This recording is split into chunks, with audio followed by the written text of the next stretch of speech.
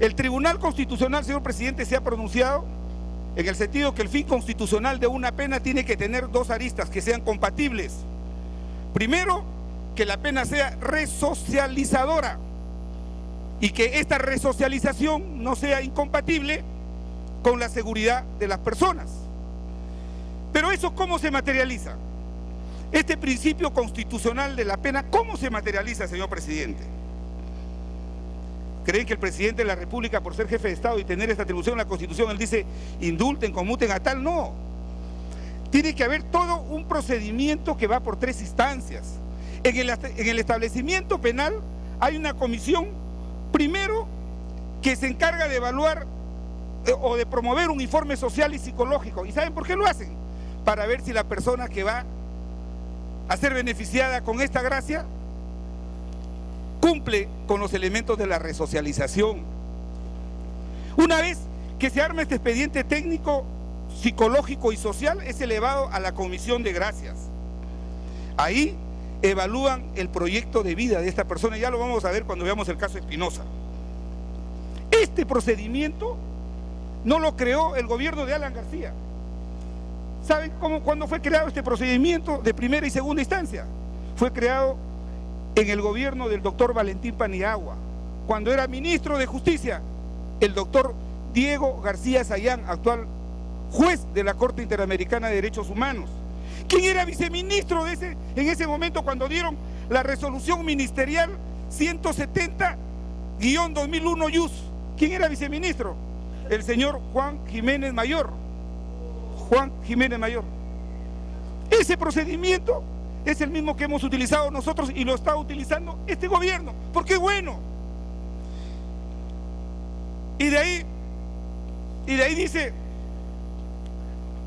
dolosamente el gobierno de Alan García cambió el sentido de las conmutaciones, que era cambiar una pena por otra, y en el gobierno de Alan García incorporaron el criterio de reducir la pena. Falso, señor, falso. Aquí voy a mostrar un decreto supremo que dio. Acá está. ¿Quién firma este decreto supremo? El 016-2005, el doctor Alejandro Toledo, presidente constitucional, y ministro de Justicia, Alejandro Tudela Chopitea. ¿Qué dicen? ¿Qué dicen? Y aquí se cae otra conclusión. ¿Qué dice?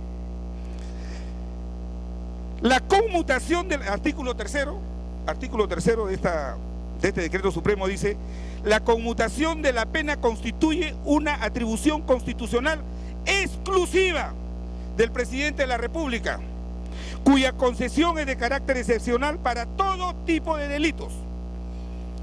Pero fíjense, el artículo 5 de este decreto supremo, dado por el gobierno del presidente Toledo, ¿qué dice en su artículo 5? A efectos de la evaluación, calificación y propuesta que formule la comisión, fíjese usted, señor, escuche, señor Tejada, se entiende por conmutación de la pena la gracia presidencial consistente en la reducción de la pena privativa de la libertad impuesta, en la reducción de la pena privativa de la libertad impuesta. Entonces, ¿de qué estamos hablando? Que en el gobierno de Alan García se dio una norma para cambiar el criterio de la conmutación, que no era cambiar una pena por otra, sino reducirla. Al amparo de esta norma lo hemos hecho, y lo ha hecho el presidente Toledo. De tal manera, señor presidente, que yo lamento que no se hayan esgrimido razones jurídicas, sino hechos periodísticos, superficiales, anecdóticos, que descalifican la seriedad que debe tener un informe parlamentario, máxime cuando se pone de por medio la honra de personas, y con el agravante de que esas personas no están presentes para defenderse. En el gobierno del doctor Valentín Paniagua también se dieron conmutación de penas, reduciendo las penas. Esa modalidad ha sido tomada por el gobierno del presidente Toledo y continuada por nosotros porque es una buena modalidad. Dice que se modificó la composición de los miembros de profesionales a designados.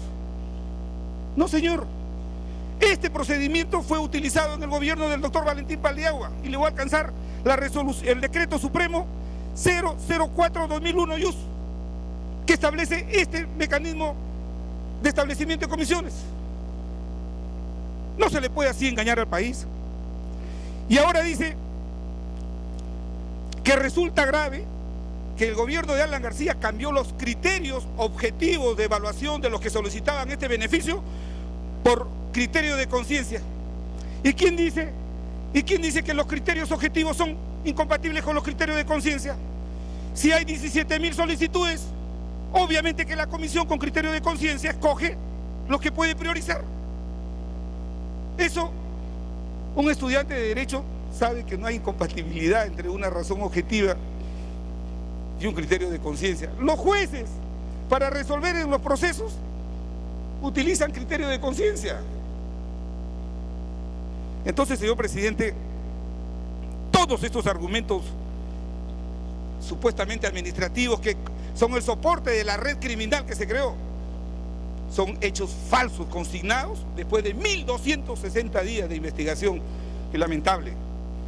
Y estas modificaciones, señor, y las que se hicieron, tuvieron como propósito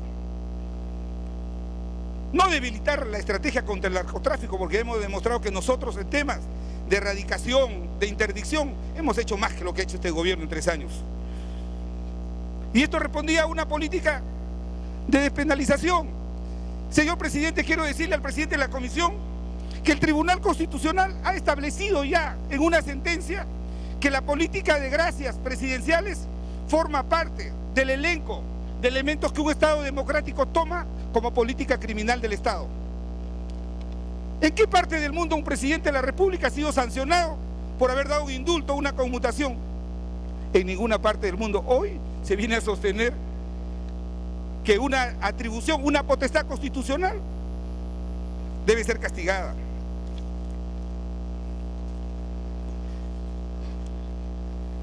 He revisado el informe en mayoría y también el voto singular del congresista Tubino. Y quiero relevar que cuando hay un trabajo serio, cuando hay un trabajo responsable, se dicen las cosas como son. Acá se ha dicho, señor presidente,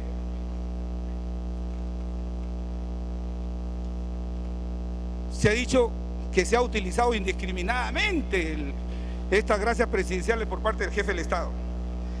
¿Qué ha dicho el Tribunal Constitucional en la sentencia 3660/2010, en la que sustenta el congresista Tubino muchos de sus argumentos jurídicos que le dan consistencia a su voto singular? ¿Qué ha dicho el Tribunal Constitucional?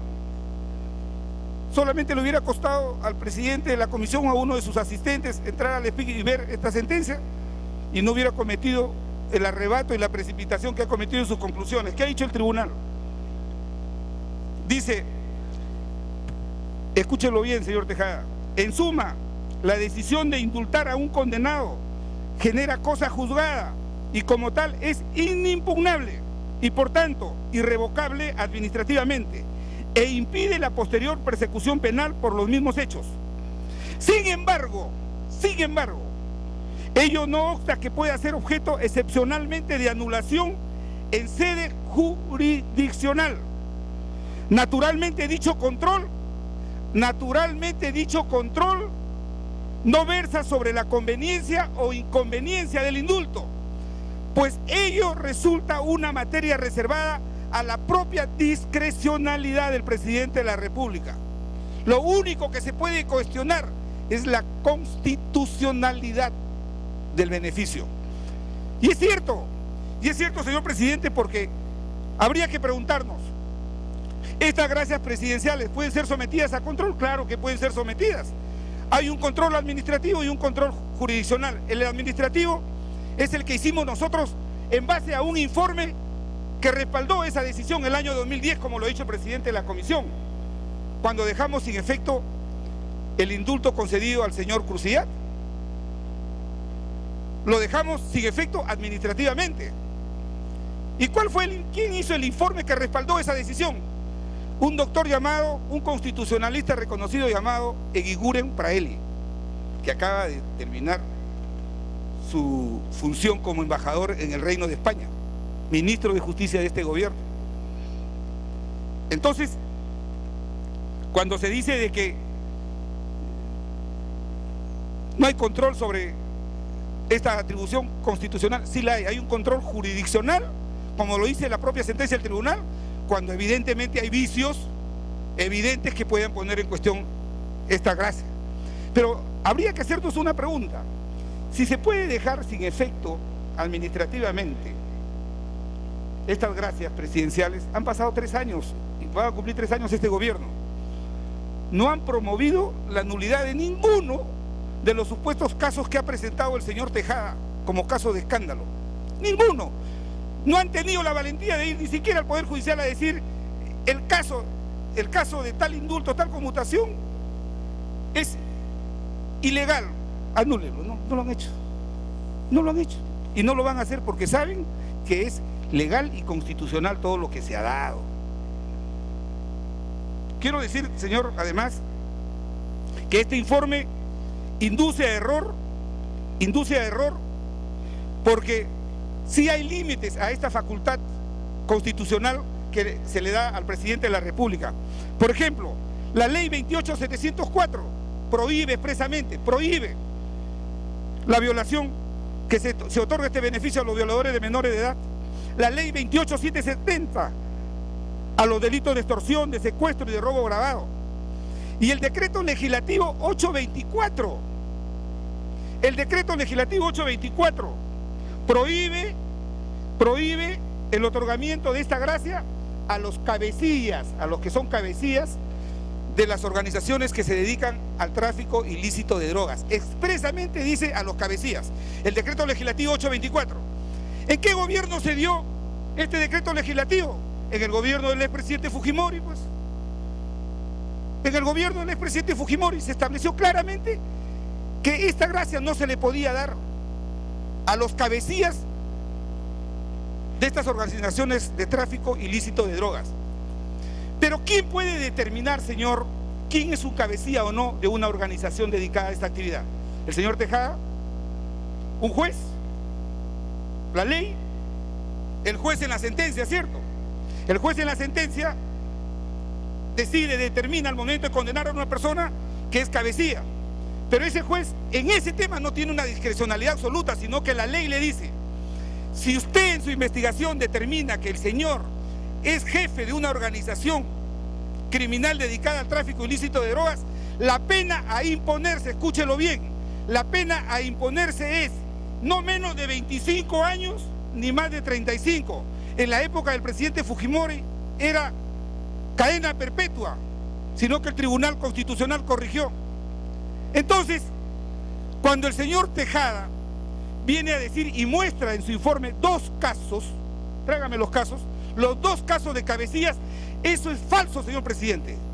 No hay una sentencia judicial que diga que estas 2 personas que él ha mostrado en su informe son cabecillas de la organización. Y lo voy a leer. El caso del señor Wolfenson Ríos Vela, el caso número D29, condenado a 18 años. Si hubiera sido cabecilla, la pena era no menor de 25 años. Y yo he leído la sentencia y en ninguna parte de la sentencia se dice que este señor es el cabecilla de la organización. Este es el primer caso que muestra el señor Tejada. El segundo caso, Edwin Valenzuela Meneses, condenado a 12 años. Ah, qué generosos los jueces. Es un jefe de una organización delictiva dedicada al tráfico de drogas y le pone 12 años. Habría también que culpar a los jueces. No, señor, no eran cabecillas. Les aplicaron el artículo 297 del Código Penal, que está referido a la forma agravada del tráfico ilícito de drogas, que no está prohibido por la ley. Y no porque lo hemos dicho nosotros en el gobierno, sino desde la época del doctor Toledo, como hemos leído el decreto supremo. Entonces, esto es falso, señor. Esto es falso. Estos 2 casos que ha presentado el señor Tejada no son cabecillas, porque cabecilla de una organización lo determina una sentencia. Y si la sentencia dice que es cabecilla, no podía imponerle una pena menor de 25 años. Y en ninguno de los 2 casos, estas 2 personas tienen ni siquiera 20 años.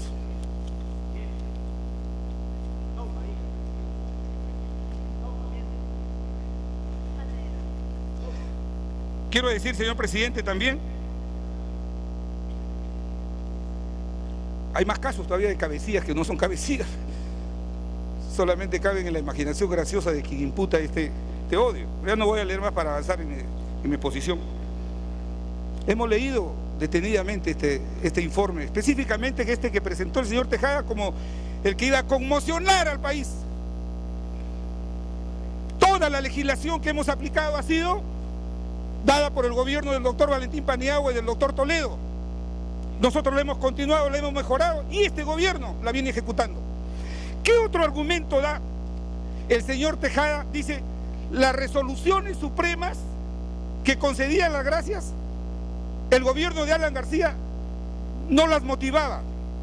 Si hubiera tenido un buen asesor, le hubiera dicho, una resolución suprema que resuelve un tema de una comisión especializada, la ley de procedimiento administrativo establece claramente que en la resolución solamente se puede referir a esa comisión y no hacer un desarrollo. Y este argumento que da en su conclusión como parte de la festinación de los trámites de esta supuesta organización delictiva, el presidente Humala ha liberado en su gobierno, ha liberado por tráfico ilícito de drogas, ha conmutado penas a ciudadanos sin motivar la resolución suprema. Y lo voy a leer. Pásenme la resolución suprema.